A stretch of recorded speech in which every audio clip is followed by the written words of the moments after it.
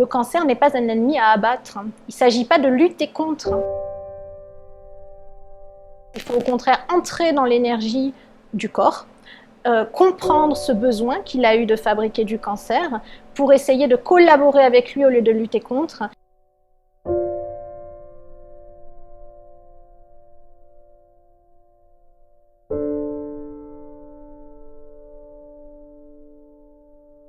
On n'est pas obligé de vivre le parcours cancer en mode triste, désespéré.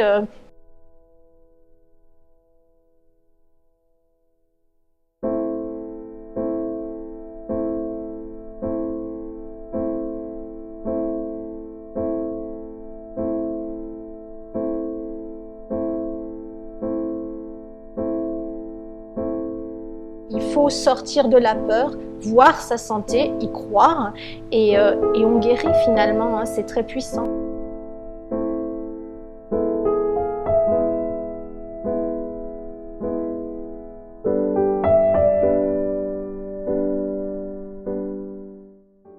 Le premier niveau de réponse, c'est quand même de dire que la médecine a fait des progrès, que l'on guérit plus de cancers qu'autrefois, qu'actuellement, sur la moyenne des cancers, on doit se situer aux alentours de 60% de guérison. Donc ça, c'est quand même des choses qui sont importantes à connaître. Alors, pas guérison au sens final, on va dire, c'est plus, en médecine, on parle de rémission. C'est-à-dire qu'on sait enlever la maladie et on fait des choses pour éviter qu'elle revienne. Ça, on est dans le domaine de la médecine traditionnelle, qui a fait beaucoup de progrès.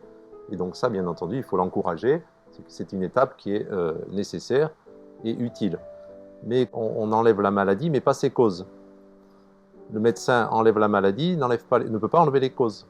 Donc chacun doit faire son travail, le médecin doit retirer la maladie, et le patient doit identifier ou essayer d'identifier les causes. Encore une fois, c'est beaucoup de son ressort à lui, c'est pas tellement du ressort du médecin. Donc identifier les causes et essayer de supprimer ces causes. Il est important donc de prendre conscience que si actuellement cette maladie fait peut-être davantage peur qu'auparavant, bien que les traitements aient fait des progrès, c'est parce qu'il y a plus de patients touchés. C'est-à-dire que même si la médecine a fait des progrès, même si on guérit plus de cas, les patients n'en ont pas conscience, ou le public n'en a pas conscience, parce qu'il y a en parallèle plus de cas. Et donc ils ont l'impression qu'on en guérit moins qu'avant. Donc c'est important de faire cette distinction. Il est important aussi de prendre conscience justement de l'impact de l'environnement, et on en parlait tout à l'heure. On sait que par exemple, pour les cancers du sein, qui a été ma principale spécialité, on s'est aperçu que la grand-mère faisait son cancer à 60 ans, la mère le développait à 45 ans et la fille à 30 ans. Donc c'est une des preuves de l'importance de l'environnement. C'est du fait d'un environnement qui se dégrade, et à partir de là, donc, les cancers apparaissent plus tôt, chez des personnes donc plus jeunes, parfois plus agressifs, et touchant plus de personnes. Donc tout ça, encore une fois, on connaît un petit peu ces phénomènes, on identifie ces causes environnementales, etc. Et c'est ça qui me permet d'avoir de l'espoir, c'est que ces causes sont en grande partie, on peut agir en grande partie sur les causes alimentaires, sur les causes environnementales et sur les causes émotionnelles. Depuis quelques années, en particulier depuis la sortie du livre Anti-cancer de David Servan-Schreiber, j'ai pris conscience qu'il y avait des causes à cette maladie qu'est le cancer, et à partir de là, j'ai essayé de suivre un petit peu ces recommandations, docteur Servan-Schreiber, essayer d'aller plus loin pour mieux comprendre cette maladie, pourquoi il y a de plus en plus de cancers, et savoir si c'était ou non une fatalité. C'est ce que je fais depuis quelques années. J'essaye de proposer à mes patients des conseils, des pistes pour les aider à mieux identifier pourquoi ils sont tombés malades, pourquoi ils ont eu cette maladie, pourquoi ils l'ont attrapée, comme ils disent, mais ce n'est pas une maladie qu'on attrape.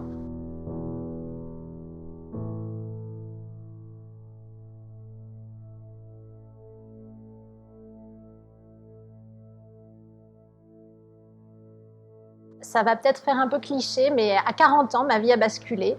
On m'a annoncé que j'avais donc une tumeur importante dans le sein. La taille était importante. Et du coup, le protocole que me proposait la médecine officielle, c'était vraiment quelque chose d'assez violent, on va dire, puisque je devais avoir de la chirurgie, une mastectomie et ensuite de la radiothérapie, de la chimiothérapie et un traitement par hormonothérapie pendant 5 ans. Donc c'était vraiment très rude. Et au départ, pour nous, comme je pense pour toutes les personnes qui sont confrontées au cancer, ça a été un choc terrible, le choc de l'annonce. Quand on vous dit vous avez un cancer, voilà, vraiment la vie bascule à ce moment-là et c'est sûr, rien ne sera plus comme avant.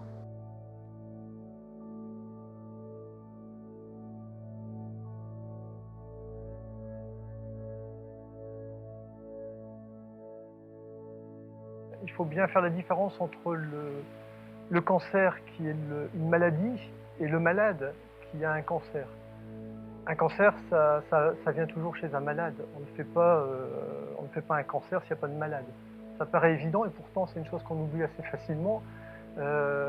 Donc quand on parle de cancer, on devrait plutôt parler de malade cancéreux, un malade qui fait un cancer. Alors, si on parle de causes de maladie, aujourd'hui on connaît les causes d'un point de vue physique, physico-chimique, etc.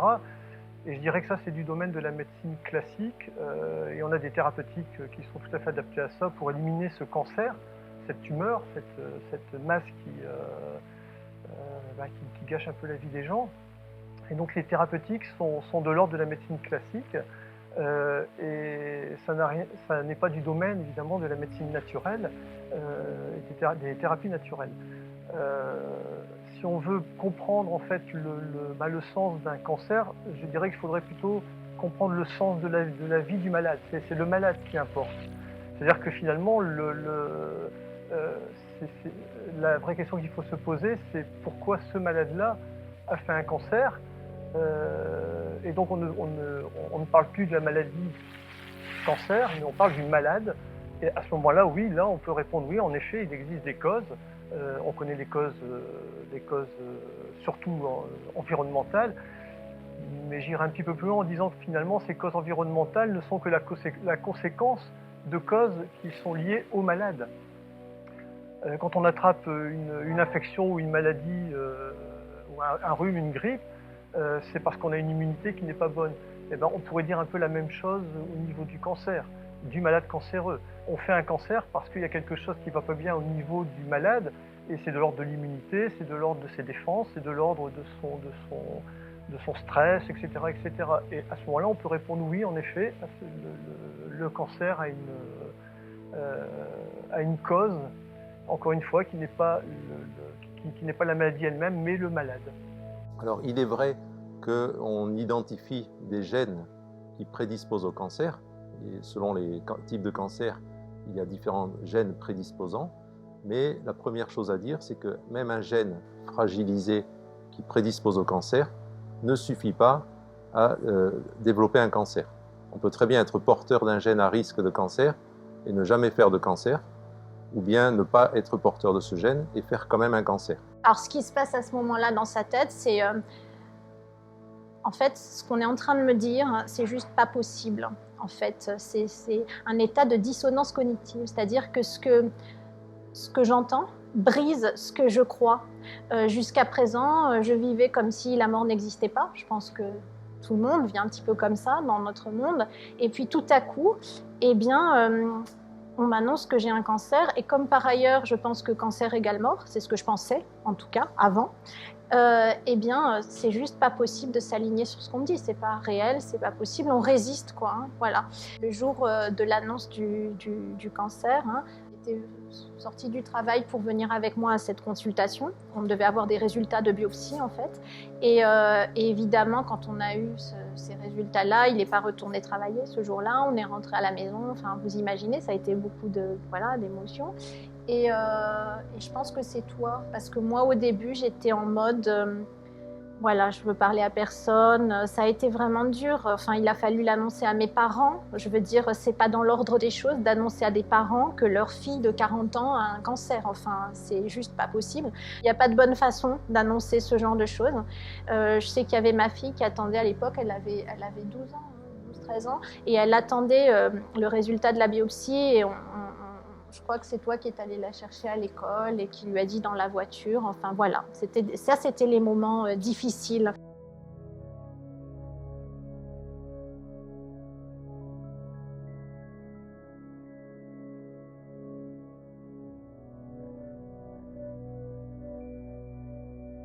On essaye bien entendu chaque fois de choisir le traitement le plus adapté.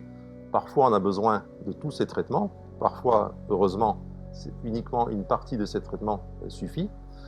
Il faut savoir que pour la plupart des tumeurs solides, la chirurgie reste la principale arme qui permet en quelques minutes de retirer la grande majorité de la tumeur. Mais encore une fois, en retirant la tumeur, on ne retire pas les causes. Donc après, il y a toujours le travail à faire sur le terrain.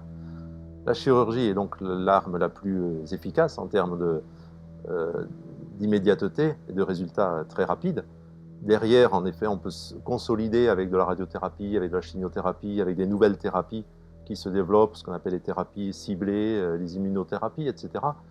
Mais encore une fois, ça ne remplace pas, à notre niveau, selon notre avis, l'importance de se poser la question de pourquoi notre immunité, notre terrain a été fragilisé au point de développer cette maladie.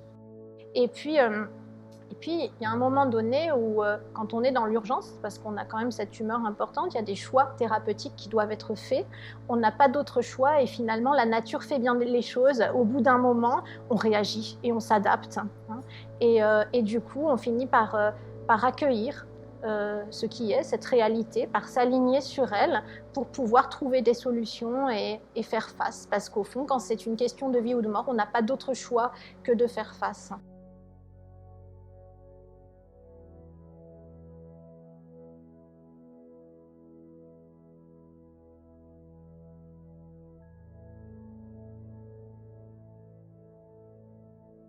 Il y a d'autres déterminants qui sont essentiellement des facteurs environnementaux. Donc, s'il y a une chose importante à retenir, c'est ça, c'est que on a déjà un moyen de contrôler un petit peu ce risque de cancer en agissant sur notre environnement. On ne peut pas changer nos gènes, mais on peut changer, en partie du moins, notre environnement, faire en sorte de sélectionner un environnement le moins toxique possible. Il est important aussi de prendre conscience que, vu que notre environnement se dégrade, il y a de plus en plus de cancers, mais justement ce n'est pas une fatalité puisqu'on peut intervenir, au moins en partie, sur notre environnement. Qu'est-ce que c'est que notre environnement? Ça va être notre alimentation, la façon dont on se nourrit. Si on a une bonne alimentation, il est prouvé qu'on a nettement moins de risques de cancer. Ça va être une bonne détoxication, ça c'est un terme un petit peu global qui recoupe un certain nombre de choses. Ça va être détoxication par l'activité physique, par tout un tas de choses dont on pourra discuter. Enfin, il y a un élément qui est important sur le risque de développer un cancer, c'est la notion d'immunité. Et cette immunité est très largement influencée par notre mental et nos émotions. Et donc c'est également une des pistes que je propose à mes patients, c'est d'essayer d'identifier sur le plan neuro-émotionnel qu'est-ce qui peut les avoir fragilisés, qu'est-ce qui peut avoir fragilisé leur immunité. Donc si les causes environnementales vont agir directement sur la tumeur, on pourrait dire, c'est une image, mais que les causes profondes vont agir sur le malade et vont faire le lit, le terrain en fait de la maladie cancéreuse. C'est donc le malade qui déclenche sa maladie, et ça on peut le voir très facilement en consultation face à tout malade. Ça ne concerne pas d'ailleurs que le cancer, ça concerne beaucoup de pathologies graves. Si on parle de maladie, on parle d'individu, on parle de vie de l'individu. Et à partir de là, on ne peut pas dissocier la vie de l'individu de sa maladie. Encore une fois, s'il n'y avait pas d'individu, il n'y aurait pas de maladie. Les maladies, ça existe chez des individus. On peut créer évidemment des pathologies sur des tissus, mais ils sont vivants, mais ça ne permet pas de développer la pathologie. On la provoque. Chez le malade, la maladie, c'est lui qui la provoque en réalité. Donc chercher les causes du cancer, c'est chercher finalement qu'est-ce qui, chez cet individu-là, a pu faire qu'à un moment donné de sa vie, il a vécu un drame qui a déclenché cette pathologie. Parce que c'est ça un peu le cancer, c'est un drame de vie. On vit quelque chose, tout va bien, c'est un ciel serein, puis un beau jour, il y a un drame qui se vit à l'intérieur de soi. Et c'est par rapport à ça qu'il faut aller chercher des causes en réalité. C'est qu'est-ce qui s'est passé dans notre vie, quel était l'événement déclenchant, mais pourquoi cet événement a suffi à déclencher cette pathologie. Alors évidemment, si on ne regarde que la tumeur et si on s'occupe que de la tumeur, on ne trouvera jamais la cause de ce cancer.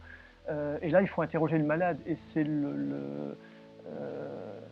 c'est en consultation quand on est avec ce malade que l'on peut comprendre. C'est lui qui va se livrer finalement, c'est lui qui va nous expliquer qu'est-ce qui s'est passé dans sa vie. Et si vous écoutez les malades, parce que finalement le travail d'un médecin c'est d'écouter son patient pour essayer de comprendre et de l'aider, c'est un travail plus de compassion finalement, de l'accompagner dans ce qu'il est en train de vivre pour lui donner des solutions, les solutions qui seront donc les traitements naturels que l'on va pouvoir lui donner.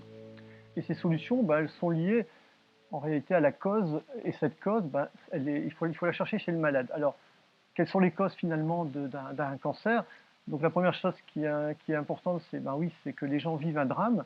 La deuxième chose qu'on pourrait dire, c'est que souvent toujours, on pourrait dire, un cancer, ça remet en question toute notre vie.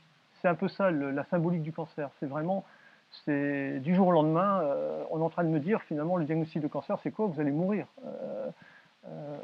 On ne le dit pas évidemment, et heureusement d'ailleurs, mais ça sous-entend quand même ça, puisqu'on sait aujourd'hui, le mot cancer fait très peur. D'ailleurs, quand on parle de cancer, on parle de tumeur. C'est tumeur. Et inconsciemment, évidemment, ça nous ramène à quelque chose de très douloureux, de très difficile à accepter, de très difficile à vivre. Et donc, il va falloir travailler sur ce terrain-là. Et c'est ce que fait la médecine naturelle, c'est travailler sur ce terrain. Alors, on ne peut pas dire qu'il y a une cause de cancer, encore une fois, puisque chaque malade va vivre une situation qui lui est propre. Et c'est cette situation qui lui est propre qui est la cause de sa pathologie. Le but n'est pas tant de mettre le doigt sur cette cause.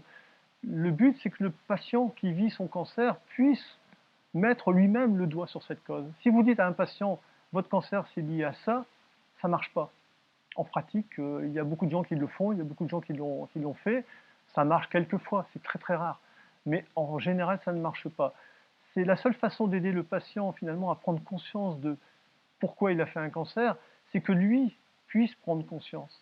Et c'est seulement à partir de ce moment-là qu'il peut commencer, espérer, à pouvoir aller mieux et à redévelopper ses systèmes immunitaires, tous ces systèmes de défense qui vont lui permettre de lutter contre la tumeur et contre tous les facteurs qui ont été la cause, ces facteurs environnementaux justement qu'on connaît.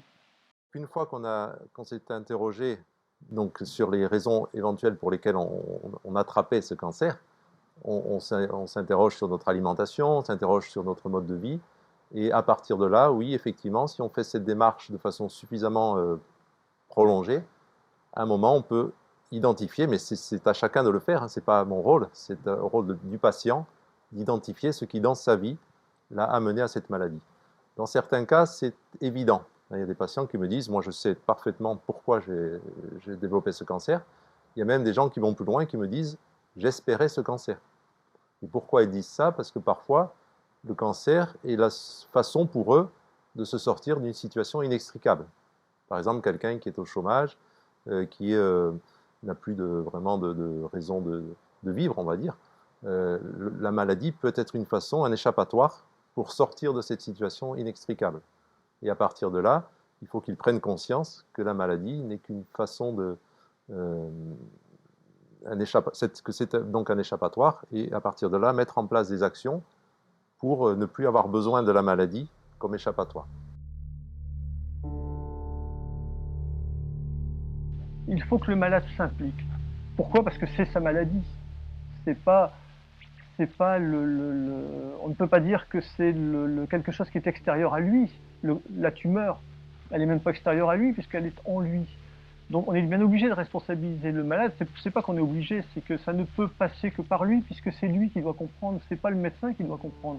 Si le médecin il a compris, c'est bien, mais s'il n'arrive pas à faire passer le message, si ces traitements n'arrivent pas à l'aider dans ce sens-là, ça ne servira à rien et ça ne marchera pas. Donc c'est pas une question de responsabilité, on est responsable de ce que l'on veut.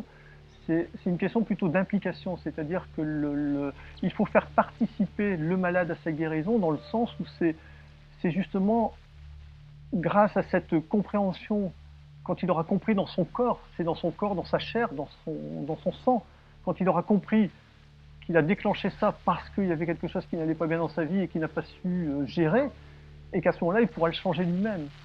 Puisque, en fait, si on veut aider les gens à aller mieux, il faut qu'ils se transforment. Quelqu'un qui a fait un cancer, qui a guéri, n'est jamais le même. Il n'est jamais le même avant et après.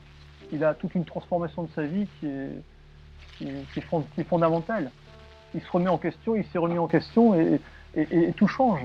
Tout change. On n'est jamais plus le même avant un cancer et après un cancer. Il suffit d'ailleurs de rencontrer des gens qui ont fait un cancer pour le savoir. C'est parti d'un choc, d'une annonce, de quelque chose de vraiment dramatique, enfin vécu comme ça en tout cas. Et au final, quelque chose de bien en a résulté. C'est pour ça qu'on est là pour témoigner.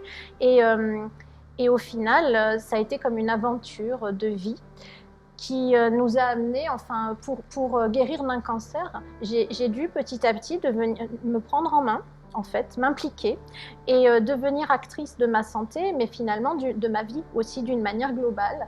Et il y a plein de changements qui ont eu lieu dans ma vie, mais du coup dans notre vie, hein, et qui ont impacté tous les domaines de notre vie. Et ça a été l'occasion d'une vraie renaissance finalement. Et voilà, et aujourd'hui, c'est vrai que je peux presque dire que ce cancer a été la chance de ma vie et que j'ai commencé à vivre à partir du moment où on m'a annoncé que j'avais un cancer.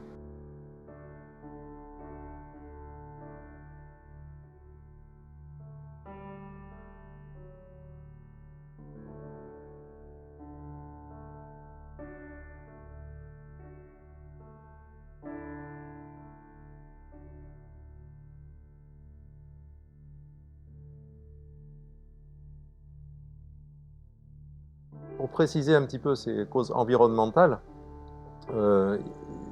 les causes identifiées dépendent un petit peu du type de cancer. On identifie par exemple, parmi les cancers qui sont de plus en plus fréquents, les cancers hormonodépendants, c'est-à-dire essentiellement le cancer du sein et le cancer de la prostate. Et ça, on a bien prouvé depuis longtemps qu'un excès d'hormones, que des perturbateurs endocriniens, ce sont tout un tas de molécules chimiques qui vont modifier les hormones chez la personne, que ces perturbateurs endocriniens augmentent les risques de cancer. Donc ça, on identifie des causes un peu chimiques, on va dire. De même que pour d'autres cancers, on connaît bien évidemment le rôle du tabac, le rôle de l'alcool. Donc pour chaque cancer, il y a des causes assez évidentes au premier regard. Mais derrière ces causes, n'oublions pas donc cette notion de terrain, c'est-à-dire qu'avec la même exposition, le même nombre de cigarettes fumées, une personne fera un cancer et l'autre non. Donc c'est qu'il y a aussi des causes individuelles et c'est là-dessus qu'on peut essayer de travailler. Bien entendu, ne pas fumer, dans le cas présent, ce serait la base. Mais au-delà de ça, et on parlait également des gènes qu'on ne peut pas changer, il y a des choses qu'on ne peut pas changer, donc agissons sur ce que l'on peut changer. Alors concrètement, au départ, ce choc, on y résiste. Parce que comme on l'a vu, on ne veut pas voir, hein, il y a un refus de voir. Donc le choc, il recèle en lui une énergie, un potentiel. À la base, le choc, il veut vous faire bouger. Il veut vous faire passer d'un semblant d'équilibre auquel on s'accroche finalement, parce que l'esprit humain est naturellement réfractaire au changement. Hein, il préfère les sentiers battus, il n'aime pas les changements, les remises en cause. Il veut vous faire passer d'un équilibre qui n'était plus bon à un nouvel équilibre plus harmonieux. Mais forcément, au départ, on résiste. Et finalement, le cancer, on peut choisir de le voir comme une sentence de mort, mais on peut choisir aussi de le voir différemment et de se dire « Ok, c'est juste le résultat de la manière que j'ai eu de vivre d'une manière globale jusqu'à présent. Et donc, si j'arrive à faire des changements dans mon mode de vie, dans mon hygiène de vie, peut-être que j'arriverai à produire des résultats différents. » Et donc là, tout à coup, on entre dans l'espoir, on ne voit plus les choses de manière négativement, on n'est pas obligé de vivre le parcours cancer en mode triste, désespéré, de prendre ça très au sérieux, dans la peur. On peut juste accueillir ça comme une aventure de vie et une opportunité de finalement dépasser ses limites, c'est-à-dire faire ce pourquoi nous sommes au monde, hein, repousser sans cesse ses limites et réaliser une version supérieure de nous-mêmes. Certaines personnes à qui on commence à parler de ces pistes de terrain craignent une culpabilisation. Ils se disent « c'est moi qui suis responsable de mon cancer ». Alors déjà, il y a une différence entre culpabilité et responsabilité. C'est-à-dire la culpabilité, c'est quand on fait quelque chose et qu'on sait que ce qu'on fait n'est pas bien. Il y a beaucoup de gens qui n'ont pas une bonne alimentation, etc., et qui ne le savent pas, donc ils ne sont pas coupables. Donc là, notre rôle, c'est de les éduquer pour qu'ils prennent conscience, donc on les responsabilise, mais on ne les rend pas coupables. De toute façon, on ne peut pas revenir en arrière. Ce qui est fait est fait, donc il ne s'agit pas de culpabiliser. Mais par contre, c'est de leur dire attention, pendant des années, on n'a pas su que le tabac était toxique, on a fumé, on n'était pas coupable. Aujourd'hui, maintenant qu'on sait que c'est toxique, éventuellement, il peut y avoir une part de culpabilité si on continue à fumer alors qu'on sait que c'est pas bon. Pour les autres causes environnementales, pendant des années, on n'a pas su l'importance justement de ces perturbateurs endocriniens, de ces polluants, etc. Donc on n'est pas coupable. Il ne s'agit pas de culpabiliser, certainement pas. Mais au contraire, d'aider les gens à prendre conscience que dans leur vie, il y a quelque chose qui était toxique pour eux. Donc pas du tout culpabiliser, mais informer. C'est plus effectivement de l'information. Et à partir de là, une fois que les gens sont informés, ils peuvent se dire qu'est-ce qui n'était pas bon. Alors dans le cas du tabac, c'est évident. Dans le cas parfois d'une mauvaise alimentation, c'est évident. Mais parfois, c'est beaucoup plus subtil. Ça va être le travail qui était très toxique, un environnement au travail ou familial ou autre qui était très toxique. Et ça, c'est important que la personne en prenne conscience. Sans la culpabiliser, bien entendu. Il ne s'agit surtout pas de culpabiliser, au contraire. C'est tout à fait ce que j'appelle l'approche globale. Alors, bien entendu, c'est assez arbitraire. En réalité, tout est interconnecté. Ça a été une façon un petit peu plus concrète d'essayer de faire passer des messages. Bien entendu, tout ça n'est pas séparé. C'est difficile de séparer une alimentation toxique d'une toxine autre, etc. Même les émotions, contrairement à ce qu'on peut penser, ont beaucoup de liens avec la partie intestinale, la partie détoxication.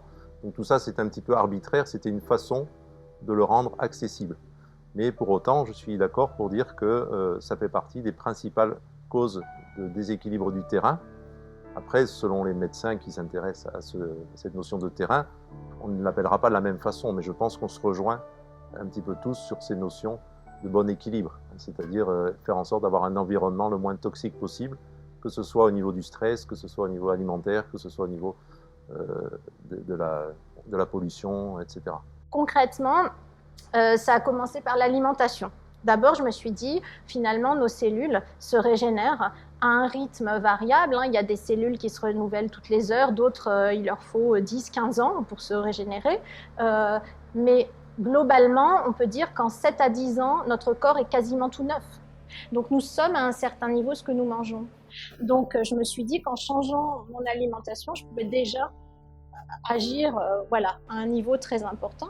Et puis on a commencé par des lectures sur l'alimentation, et puis tout est lié finalement. On commence par l'alimentation, on en vient à l'activité physique. On sait qu'aujourd'hui, que faire ne serait-ce que 30 minutes d'activité par jour d'activité physique, ça réduit de 40% le risque de cancer et de récidive. Et ça a été prouvé par de nombreuses études scientifiques. Voilà. Il faut arrêter de se focaliser sur ce qui nous arrive pour s'orienter sur qu'est-ce que je peux faire pour obtenir des résultats différents. Et quand on commence à s'intéresser au sujet, en fait, c'est juste passionnant. On va de découverte en découverte. Et voilà, et du coup... Et on peut être acteur. Oui. C'est le plus important, c'est d'être acteur de sa guérison, de sa vie, de ce que l'on mange, de ce que l'on respire, du sport que l'on fait. Il faut être acteur. Alors oui, bien entendu, le patient doit avoir une hygiène alimentaire, ça c'est évident, puisqu'on a prouvé depuis des années qu'une alimentation déséquilibrée augmentait considérablement le risque de beaucoup de maladies, et pas seulement donc des cancers. Par contre, il n'y a pas un régime universel. Et en ce qui me concerne, je ne propose pas un régime, mais je propose uniquement des pistes très simples et très concrètes pour expliquer aux gens ce qu'est un bon aliment et ce qui n'est pas un bon aliment. À partir de là, il fait son propre régime. Quelqu'un qui aime le cru va faire du crudivorisme, quelqu'un qui aime le... Voilà. Mais c'est juste d'identifier les aliments qui sont plutôt bons et ceux qui sont plutôt toxiques. Et en fait, la règle est extrêmement simple. Tout aliment naturel est par définition bon pour la santé. Il n'y a quasiment pas d'exception. Tout aliment transformé, industriel, est par définition toxique, mauvais pour la santé. À partir de là, effectivement, tous les régimes un petit peu paléolithiques, etc., sont valables. Et on n'est pas obligé de vivre comme les hommes préhistoriques, puisqu'on n'a pas les mêmes conditions, on n'a pas les mêmes besoins. Les animaux ne sont plus du tout les mêmes, ce sont des animaux d'élevage, etc. Donc ça n'a plus rien à voir. Mais c'est juste d'identifier ce qui est protecteur, ce qui est bon, et ce qui est toxique. Actuellement, il y a presque une mode, on peut dire, pour absorber le moins de calories possible, des choses comme ça n'a aucun sens. On a besoin de calories pour vivre, donc ce n'est pas du tout une question de quantité. C'est uniquement une question de qualité des aliments. Un bon aliment, quelle que soit la quantité qu'on va prendre de cet aliment, sera bon pour la santé. Un aliment toxique, donc transformé, etc., sera obligatoirement mauvais pour la santé. Évitons, comme je vous le disais, tous les produits industriels, que ce soit donc les biscuits avec des sirops de glucose, avec des farines raffinées, avec des huiles de palme, des choses comme ça, même des produits bio. Hein. Même dans le bio, il y a des aliments qui peuvent être toxiques. Et puis, allons plutôt vers des aliments naturels, riches en bonnes graisses oméga 3, en sucre lent, que ce soit par exemple tous les noix, noisettes, amandes, les oléagineux, etc. Voilà, donc il y a un certain nombre d'aliments naturels. Pour ne prendre que l'exemple des noix, on sait que de consommer 4 noix par jour diminue de 50% le risque de maladie cardiovasculaire. C'est un exemple très marquant du fait qu'un petit apport en bon aliment est très protecteur. Voilà, donc ce sont des choses simples. Je ne donne certainement pas un régime, je n'impose pas du tout aux gens de manger comme ci, comme ça, interdire ça ou ça, pas du tout. C'est juste qu'ils prennent conscience que tel aliment est plutôt assimilable à un poison et que tel autre aliment est par contre très bénéfique.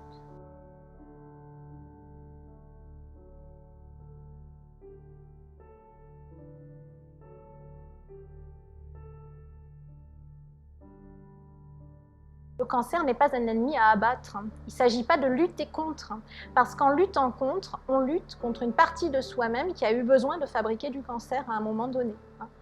Dans l'organisme, il y a quand même plusieurs systèmes de sécurité. Pour en arriver à un cancer, il faut vraiment qu'on ait franchi plusieurs seuils et que le degré d'intoxication et de carence soit vraiment très avancé. À ça s'ajoutent aussi les chocs émotionnels qui peuvent faire flamber un terrain déjà favorable au cancer. Dans un cancer, il y a 3 phases. Il y a l'initiation, c'est quand le système, enfin notre corps est tellement saturé par l'intoxication qu'à un moment donné, il ne peut plus éliminer les substances cancérigènes auxquelles il est exposé. Et à ce moment-là, il se passe une mutation au niveau cellulaire, une mutation ADN. Mais ça ne veut pas dire qu'on va avoir un cancer. On a des cellules potentiellement cancéreuses, mais pour qu'il y ait cancer, il faut qu'il y ait un terreau favorable. Et ce terreau favorable, il est donné par l'alimentation. Et du coup, ça va permettre aux cellules cancéreuses de proliférer. Et quand là-dessus, il y a un choc émotionnel, alors là, ça flambe et on se retrouve avec une tumeur. Et finalement, la tumeur, ce n'est pas l'ennemi à abattre, c'est juste le signal d'alarme. C'est un message, finalement, qu'un certain seuil vient d'être franchi et qu'il faut peut-être réagir. Donc, il faut au contraire entrer dans l'énergie du corps, comprendre ce besoin qu'il a eu de fabriquer du cancer, pour essayer de collaborer avec lui au lieu de lutter contre, et du coup de reprendre le contrôle de son corps, de la maladie, pour construire de la santé.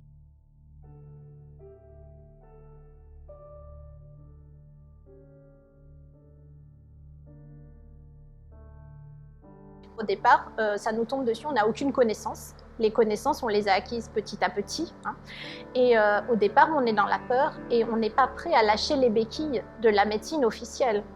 Et quelque part, on attendrait en tant que patient, au début, on attendrait de tomber sur un médecin qui nous dise « mais non, ne faites pas de chimio, ne faites pas... il y a d'autres alternatives ». Mais ça, c'est juste impossible. À partir du moment où un soin est protocolaire, s'il ne vous le propose pas, ou voire même s'il valide votre choix de ne pas le faire, il se met en faute professionnelle.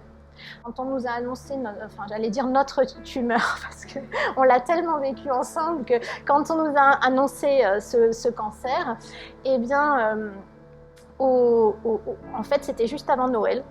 Et on s'est retrouvés programmés pour une intervention qui devait avoir lieu 10-15 jours après l'annonce. C'est-à-dire qu'on n'avait même pas le temps de digérer tout ce qu'on nous avait annoncé. Là, on se prenait tout ça en pleine figure. Et 15 jours plus tard, on devait m'amputer d'une partie de ma féminité. Et j'arrivais pas à... je sentais bien que c'était pas ça qu'il fallait faire. Et du coup, heureusement, on a été orientés par hasard, mais je pense qu'il n'y a pas de hasard dans la vie, vers le docteur Lallemand. Et il nous a trouvé une solution, c'est-à-dire qu'il m'a dit, puisque vous devez faire de la chimio, ça fait partie de votre protocole, faites-la d'abord, cette chimiothérapie, dans l'espoir de réduire la tumeur et éventuellement de pouvoir sauver le sein. Voilà.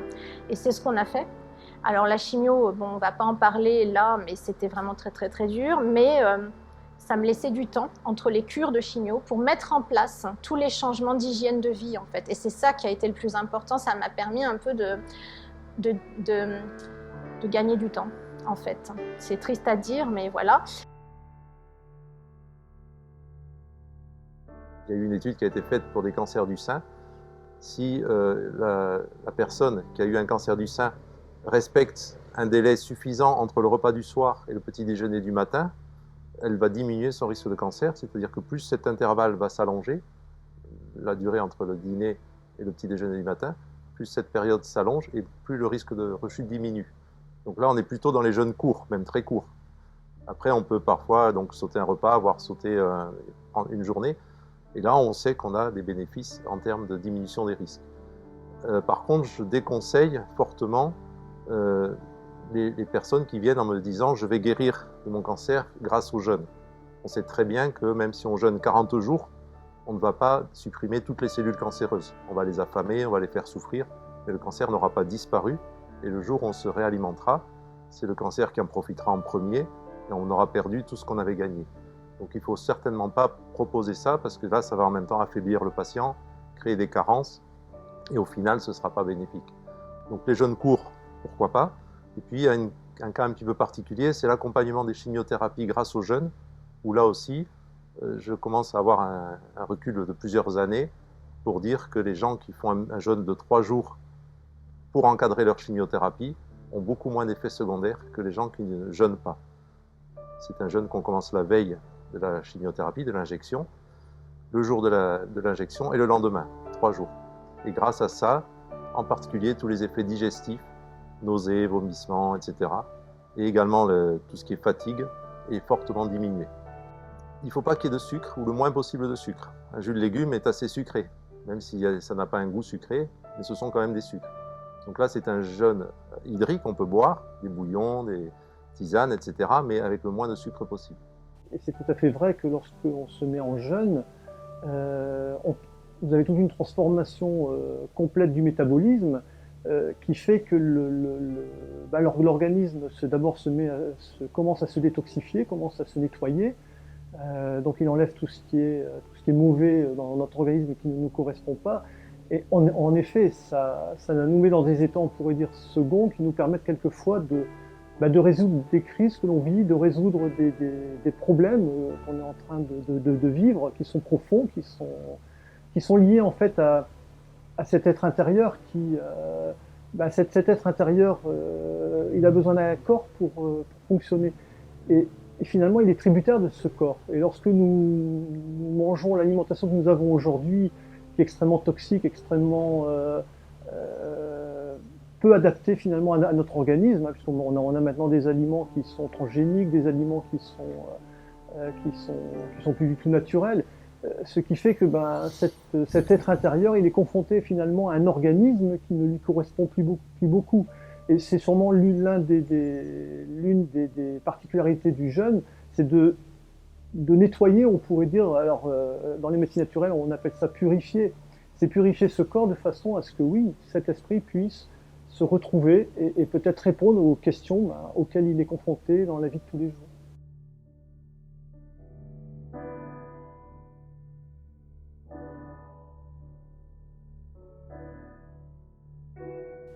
J'avais des examens qui étaient faits régulièrement pour voir un petit peu l'évolution des choses. Et le médecin oncologue officiel qui me suivait, lui, était contre le changement de protocole. Et dès le départ, il m'a dit, écoutez, je veux bien qu'on fasse la chimio d'abord, mais sachez que ça ne fonctionnera pas. Il était cohérent avec lui-même, il était persuadé de ce qu'il me disait. Il pensait que ma vie était en danger. À juste titre, je pense que ces médecins-là, ils voient la mort tous les jours, hein, donc en même temps, ils prennent ça au sérieux et c'est normal. Et donc, il pensait que ce que j'avais, c'était sérieux, qu'il ne fallait pas jouer avec sa santé et qu'en refusant la mastectomie, je prenais un risque vraiment. Et il était cohérent avec lui-même. Hein, voilà. Il croyait à l'allopathie, il croyait à la chimio et du coup, il voulait pour moi ce qu'il pensait bien, c'est tout. Donc, il n'y a pas de rancœur à avoir par rapport aux médecins. Ce n'est pas du tout mon propos. Hein. Et donc, ils pensaient que ça ne fonctionnerait pas. Mais comme en parallèle, on a mis en place tous ces changements d'hygiène de vie, donc j'ai parlé de l'alimentation, la respiration, le sport, la détoxification, mais il y a aussi après tout un aspect émotionnel hein, de prise en charge. Donc moi, ça a été à travers la méditation, en fait, que je ne connaissais pas avant. Mais je me suis mise à pratiquer la méditation de pleine conscience. La méditation de pleine conscience, c'est une sorte d'accueil, d'une posture d'accueil dans l'instant présent de ce qui est et de ce qu'on est. On accueille, y compris ces émotions négatives. Il ne s'agit pas de bloquer, mais voilà, ces émotions négatives, quelque part, à la base, elles sont là, elles ont une bonne intention, elles sont là pour nous protéger. Donc on les accueille, on les remercie et puis on les libère. Et ce faisant, on guérit. C'est très puissant. Hein. Et ça nous amène aussi à avoir un état d'esprit positif qui est essentiel hein, pour la maladie. Je pense vraiment que dans la vie, il faut le croire pour le voir. Ça participe de là. Et les émotions, elles informent vraiment nos cellules. Notre état intérieur s'exprime dans la matière, finalement, dans les cellules.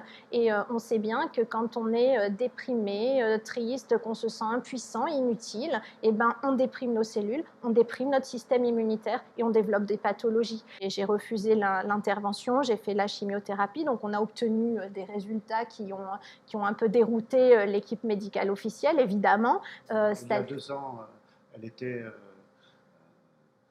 sous chimio. Sans cheveux, sans sourcils, sans cils. Et aujourd'hui, je suis, comme vous pouvez le voir, en bonne santé, mais non seulement en bonne santé, mais c'est vrai que j'ai une vitalité, une énergie, une joie intérieure que j'aurais jamais pu soupçonner auparavant. Hein, donc il y a quand même des changements importants. Et donc, je disais, au final, la chimiothérapie, l'oncologue qui me suivait pensait qu'elle ne ferait pas réduire la tumeur. Et en fait, elle a réduit.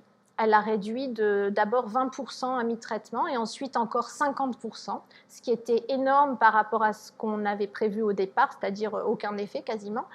Et du coup, j'ai pu être opérée, mais on n'a enlevé que la tumeur, on a réussi à sauver le sein, les ganglions lymphatiques, enfin, c'était juste une victoire merveilleuse, voilà. Et ensuite, j'ai fait quand même quelque chose, j'ai agi pour nettoyer mon corps de toutes ces substances, parce que il faut comprendre que le système médical traditionnel a une vision symptomatique de la maladie, c'est-à-dire que pour les médecins, la maladie égale la tumeur. Donc, comme la maladie est égale la tumeur, l'objectif, c'est de détruire la tumeur, y compris par des moyens violents, avec des effets secondaires lourds. Hein. Et c'est bien d'enlever la tumeur, certainement qu'il faut l'enlever dans un premier temps, dans l'urgence, mais en même temps, moi, je sentais bien que ma maladie, ce n'était pas ma tumeur, c'était la déficience de mon système immunitaire qui avait permis à cette tumeur de proliférer. Puisque dans un organisme en bonne santé, tous les jours, il y a des cellules cancéreuses qui mutent, on le sait, mais elles sont détruites par le système immunitaire.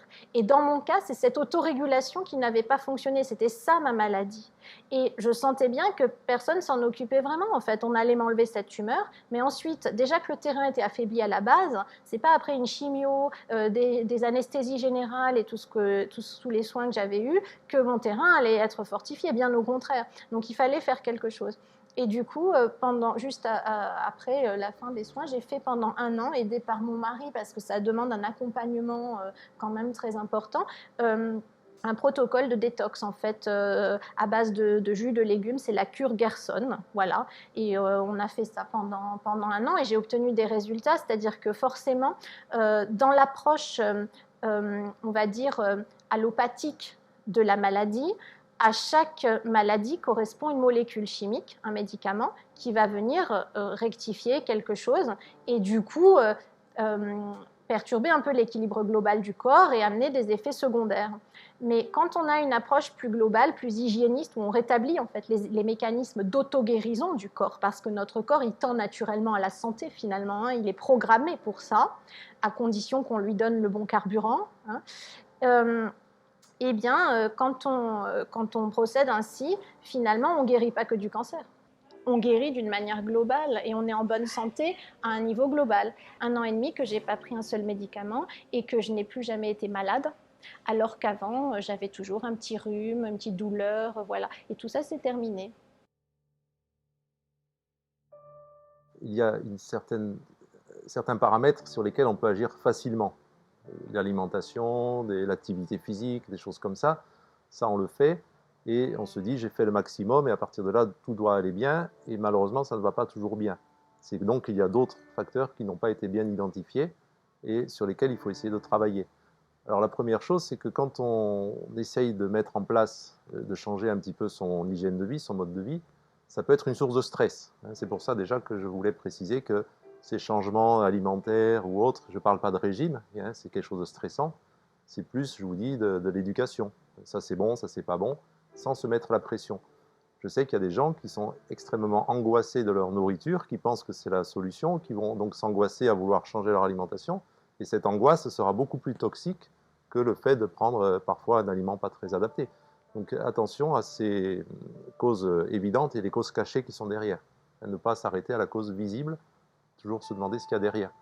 Donc ça, je vous dis, le fait de s'angoisser pour son alimentation, ça peut être une source de stress, mais c'est souvent bien au-delà, c'est des choses souvent beaucoup plus importantes. C'est l'environnement souvent qui est en cause, ce que j'appelais tout à l'heure l'environnement toxique. Moi j'ai connu plusieurs patients qui avaient été condamnés par la médecine, on leur a dit, voilà, votre tumeur est avancée, évoluée, on n'a plus de traitement efficace, donc pour nous, vous êtes condamnés. Eh bien, ces gens, sachant que c'était leur dernier jour, dernière semaine de vie, sont allés parfois à l'autre bout du monde, ont changé de vie et ont parfois guéri. Et parfois, c'est le changement de vie qui amène la guérison, même toujours. Mais simplement, quel changement de vie? La question est là.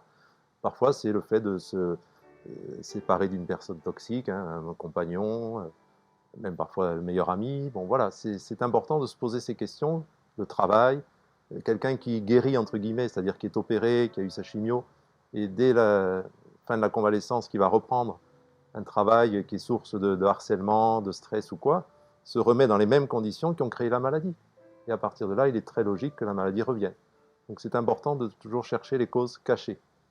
C'est bien la preuve que la cause du cancer n'est pas seulement extérieure, et elle n'est pas liée à un facteur extérieur. En réalité, encore une fois, elle est liée à un facteur intérieur, c'est-à-dire que c'est nous qui déclenchons toujours le cancer. Même si après, évidemment, lorsque le cancer est déclenché, il faut essayer de comprendre quels ont été les autres éléments qui ont permis son développement et agir sur eux, évidemment. Mais le point de départ reste toujours une cause interne, c'est-à-dire que c'est nous qui, encore une fois, sans y mettre un terme de responsabilité, c'est simplement on pourrait dire que c'est un peu comme si on faisait quelque chose qu'on n'avait pas bien compris, et on va parler de la cigarette, ben je fume, je ne sais pas que c'est toxique, je fume, et j'en subis les conséquences.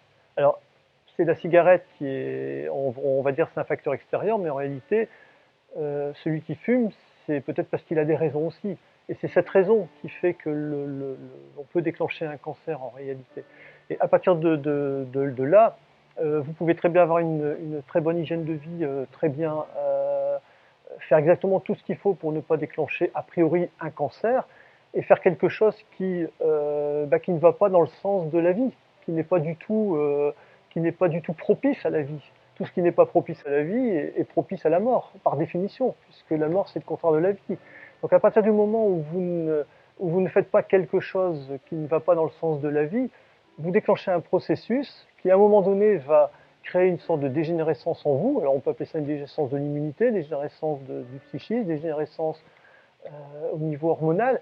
Et cette dégénérescence, enfin cette insuffisance, va faire que les facteurs extérieurs vont devenir de plus en plus toxiques, de plus en plus incontrôlables. C'est-à-dire que nous ne contrôlons plus notre environnement parce que nous-mêmes ne nous donnons plus les moyens.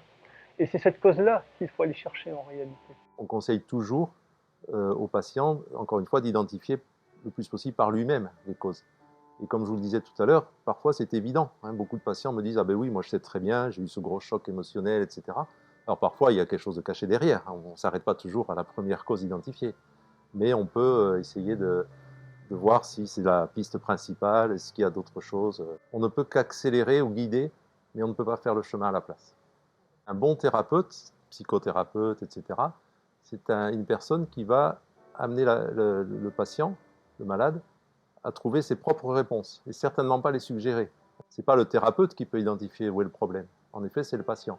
Et les thérapeutes peuvent y aider si ce sont des bons thérapeutes qui se mettent en retrait et qui laissent cheminer le patient à son rythme, mais le thérapeute ne peut certainement pas se substituer et identifier lui-même la cause. On ne peut aider le malade que si on répond à sa demande. Si on va au-delà de sa demande, ça ne marchera pas, parce qu'on va le bloquer. Et si on va en deçà de sa demande, c'est pareil, on ne va pas l'aider, et donc on n'aura pas l'effet escompté. Donc c'est vraiment répondre à sa demande. Pour ce qui est de la psychologie, elle me paraît, à mon niveau, et par rapport à l'expérience que j'en ai depuis 30 ans que je pratique, elle me paraît insuffisante. Pour moi, on ne peut comprendre la maladie qu'en la vivant, en réalité. La psychologie est une aide, évidemment, une aide incontestable. Elle va même être largement suffisante pour certaines personnes, mais elle sera quelquefois absolument inopérante pour d'autres, parce que le problème, c'est que justement, on est tous un peu coincés par la psychologie de notre vie. Nous avons des croyances, nous avons des certitudes, nous avons on convoite certaines choses, nous avons des désirs. Et toutes ces choses qui sont liées à nos pensées, à notre mental, en fait, en quelque sorte, nous empêchent d'aller vers la vérité, en fait, vers cette vérité, c'est-à-dire qu'est-ce que j'ai à comprendre finalement. Ce sont ces croyances qu'il faut justement débusquer, qu'il faut essayer d'aider, d'enlever, enfin c'est pas à nous à l'enlever, c'est simplement donner les moyens, les outils qui vont permettre aux patients d'enlever ces croyances. Hein, lorsque vous croyez une certaine chose, elle vous emmène dans une certaine direction, et si vous continuez à croire, elle vous enverra toujours dans la même direction. Donc il faut lâcher cette croyance. Et vous savez qu'on on ne vit qu'avec ça, qu'avec des croyances. Or la vie, c'est pas croire, c'est vivre, justement par définition. Et le problème justement d'un malade qui a fait un cancer, c'est qu'il a perdu la foi en la vie en réalité. Hein, on disait tout à l'heure, oui, on parle de tumeur, c'est-à-dire que lorsqu'on dit à un malade, vous avez un cancer, c'est-à-dire une tumeur, en réalité, non, c'est pas ça du tout, c'est l'inverse. C'est tu es en train de mourir. Tu as choisi un mode de vie, enfin tu n'as pas choisi, tu vis comme ça, et tu vis, tu fumes, oui, tu es en train de te tuer là, c'est en train de mourir. Et le cancer, il est là pour nous réveiller, en quelque sorte, nous dire stop, là, arrête de te tuer, tu n'es pas venu pour ça. La question, c'est je suis venu pour quoi? Donc c'est tout ce travail que doit faire le patient, c'est finalement, au travers de ce que je vis, qu'est-ce que j'ai à comprendre. Et c'est là où la psychologie n'est pas toujours suffisante, parce qu'on a beau dire aux gens, encore une fois, ce qu'ils ont, et leur donner tous les outils psychologiques pour comprendre, il va falloir qu'ils le vivent en eux. Vous savez, cette notion d'eureka, j'ai compris, ah oui d'accord, maintenant j'ai compris pourquoi j'ai fait ça. Et là vous avez la réponse.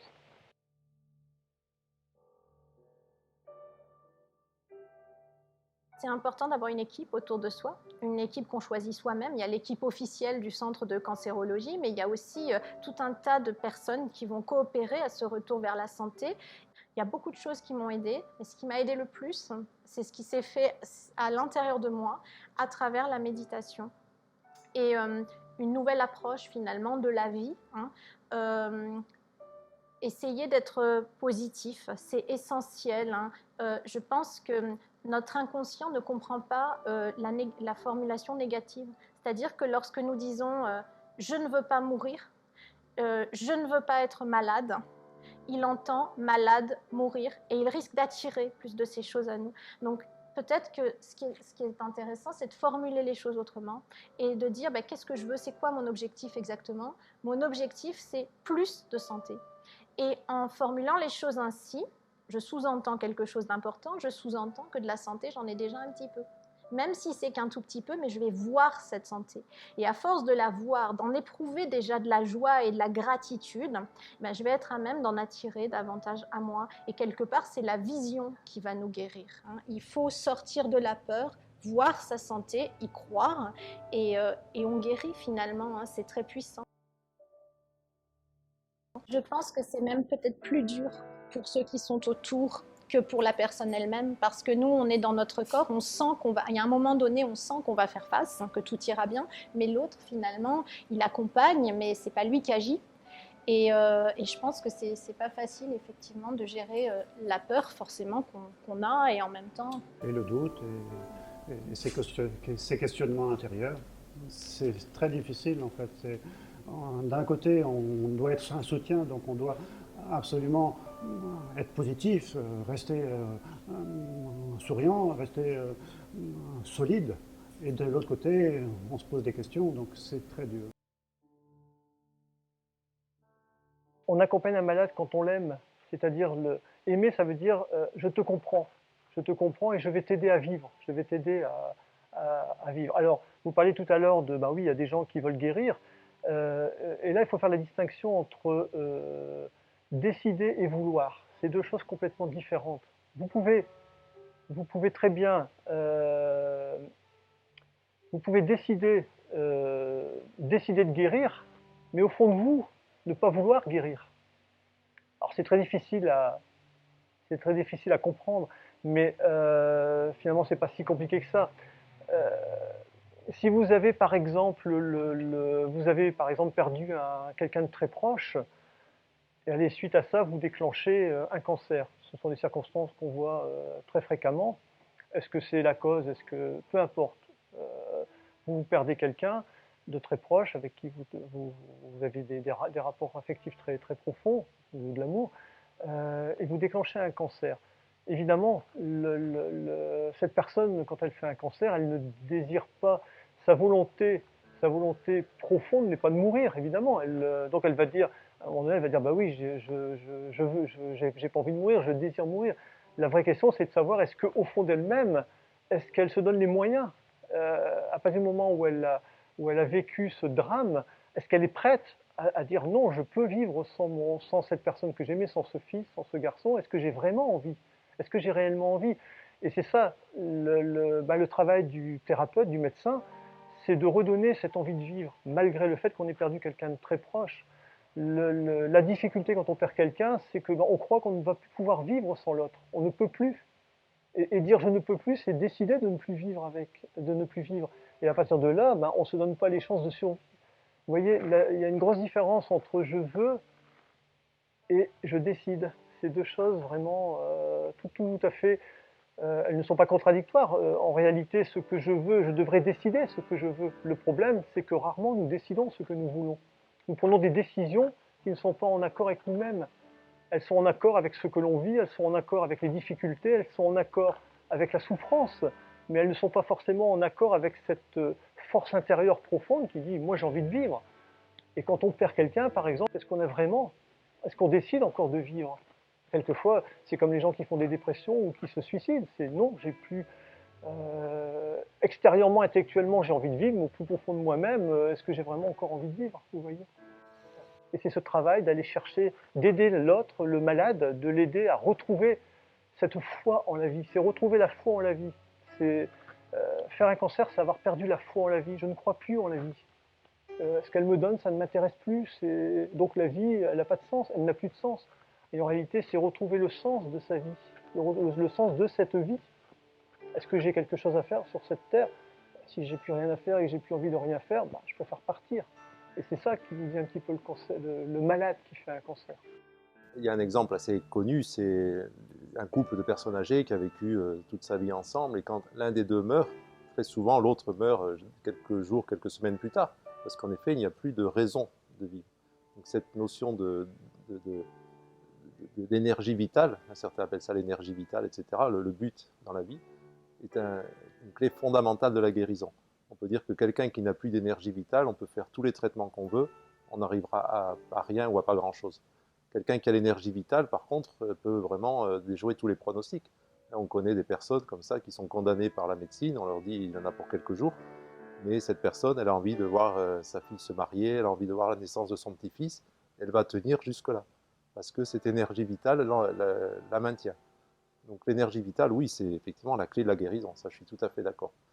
Après, je voulais revenir également sur l'importance également de respecter le choix du patient.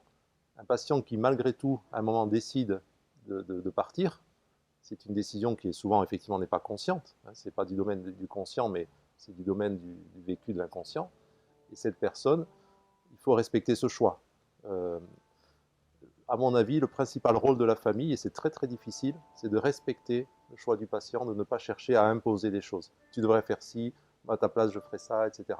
Ça, c'est souvent très toxique, à tous les niveaux, hein, que ce soit sur des conseils alimentaires, que ce soit sur des conseils d'hygiène de vie, sur des conseils psychothérapie, etc. Tu devrais faire telle technique.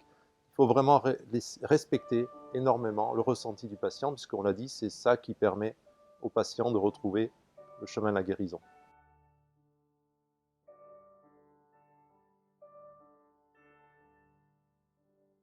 Je pense que la santé est un équilibre dynamique, c'est-à-dire que rien n'est jamais acquis. C'est pas un moment donné, waouh, génial, ça y est, je suis guérie, je suis en pleine forme, et puis c'est pour la vie. Non, c'est que ces habitudes, cette hygiène de vie qu'on a adoptée, hein, il va falloir les garder toute la vie. Sinon, bien sûr, on n'est pas à l'abri d'une récidive. Hein. Et là, la clé pour passer de la rémission à la guérison.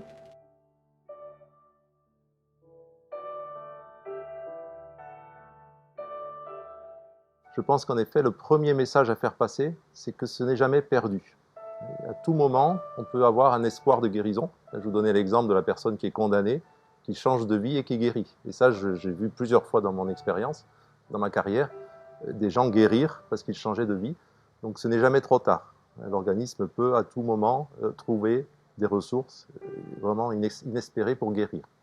On ne fait pas de promesses, on ne promet rien, mais ça existe. Donc garder cet espoir, respecter le chemin du patient. Il peut avoir besoin de passer par des chemins parfois un petit peu tortueux avant de trouver, mais il y a toujours cet espoir et cette possibilité. Ça, c'est important. Une notion qui peut aider les gens aussi, c'est de se dire qu'on fabrique tous les jours, des cellules cancéreuses dans notre organisme. Actuellement, quand je vous parle, j'ai peut-être quelques millions de cellules cancéreuses dans mon organisme. Et c'est pas pour ça que je fais un cancer, et c'est peut-être que j'en ferai un jour, peut-être que j'en ferai jamais. Ça dépendra justement de plein de choses, de mon terrain, etc. Mais à partir de là, ça relativise l'angoisse qu'on doit avoir par rapport à ces cellules cancéreuses, et en particulier, prendre conscience que la peur de la maladie est très toxique. Si on apprivoise ces cellules en se disant, bon, ben, elles sont là, elles sont de passage, je peux m'en débarrasser ou pas, ça relativise beaucoup les choses. Et c'est quelque chose qui est prouvé. On sait que tous les hommes, à partir d'un certain âge, ont des cancers, des cellules cancéreuses dans leur prostate, etc. Donc ça, ce sont des choses qui sont bien établies et qui peuvent aider à relativiser et à éviter d'avoir trop peur, parce que la peur est paralysante, la peur paralyse l'immunité, etc. Ça, c'est prouvé. Donc garder vraiment toujours le maximum de ce qu'on peut appeler la pensée positive, d'optimisme, de confiance. La confiance est quelque chose d'important. Gardez surtout espoir quand vous avez un cancer, même au plus bas de votre énergie. Déjà, le traitement classique donne déjà des résultats. Et si vous complémentez avec une thérapeutique naturelle, vous aurez une guérison exponentielle. C'est-à-dire que guérir d'un cancer, c'est retrouver ses propres facultés, c'est retrouver tous ces dons qui sont en nous et que nous avons laissé, que nous avons mis de côté en quelque sorte, qu'on n'a pas utilisé. Et le cancer ou les maladies graves en général nous donnent cette chance justement de pouvoir retrouver ces qualités qui sont en nous et que nous avons tous.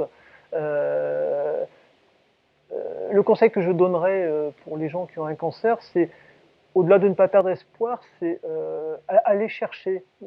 Ayez le courage de. C'est difficile parce que c'est vrai, quand on a une maladie grave, c'est pas facile. Comme chez les gens qui ont une dépression, c'est très difficile de sortir de chez soi et de dire allez, je vais aller. Mais faites ce petit effort d'aller chercher des thérapeutes, des gens qui vont pouvoir vous aider, et vous verrez que ça sera un travail passionnant, et un petit peu à la fois, vous allez retrouver votre énergie, vous allez retrouver le sens de votre vie, vous allez retrouver un sens, mais le sens de votre vie.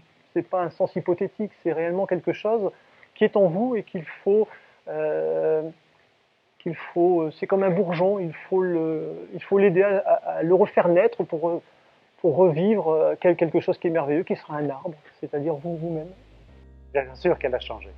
Elle a changé en mieux. Comme elle le dit, comme l'a dit son docteur, le docteur qui ne croyait pas en sa guérison, dit « Ah, vous ne serez jamais comme avant, parce qu'elle allait perdre la moitié de son sein. » Non, elle ne sera jamais comme avant, elle sera mieux qu'avant. Et ça, c'est ce que je pense, c'est qu'elle est mieux qu'avant. Oui, en fait, un jour, un cancérologue, effectivement, a prononcé cette phrase et il m'a dit que je devais me préparer à l'idée que je ne serais plus jamais comme avant. Et c'est vrai que je ne suis plus du tout comme avant, mais que je suis bien mieux qu'avant, puisqu'avant, j'étais dans la peur, j'étais dans le contrôle, j'étais dans le mental. Je suis passée, d'une certaine façon, de la peur de la mort à l'amour de la vie. Et ça, c'est un changement quand même fondamental. C'est-à-dire qu'auparavant, je cherchais la source de mon bien-être à l'extérieur de moi. Et aujourd'hui, j'ai trouvé à l'intérieur de moi une source de joie, de bien-être qui est en moi et qui a le pouvoir d'impacter le monde extérieur finalement. Et si j'ai un conseil à donner donc, aux personnes qui sont confrontées à la maladie aujourd'hui, c'est de développer leur intuition. Voilà. Et à partir du moment où elles ont trouvé ce qui leur convient personnellement, parce que je pense qu'il n'y a pas de méthode clé en main pour guérir, chacun doit trouver sa propre voie, son propre parcours de guérison. À partir du moment où on y croit, eh bien, il ne faut plus douter, il faut foncer, hein, parce que quelque part, c'est ce en quoi on met notre foi qui va nous guérir. Voilà, il ne faut pas douter, il faut y aller. Et quelque chose de bon pourra en résulter. Il y a toujours un cadeau caché. Dans toute épreuve de vie, il y a un cadeau caché. Voilà. Et il faut avoir foi dans ce cadeau caché. Et ça peut porter les gens. Moi, ça nous a porté en fait, pendant tout ce parcours. On savait qu'au final, au bout du chemin, il y avait une lumière, il y avait quelque chose. Et que du bon en ressortirait, hein, finalement. Voilà.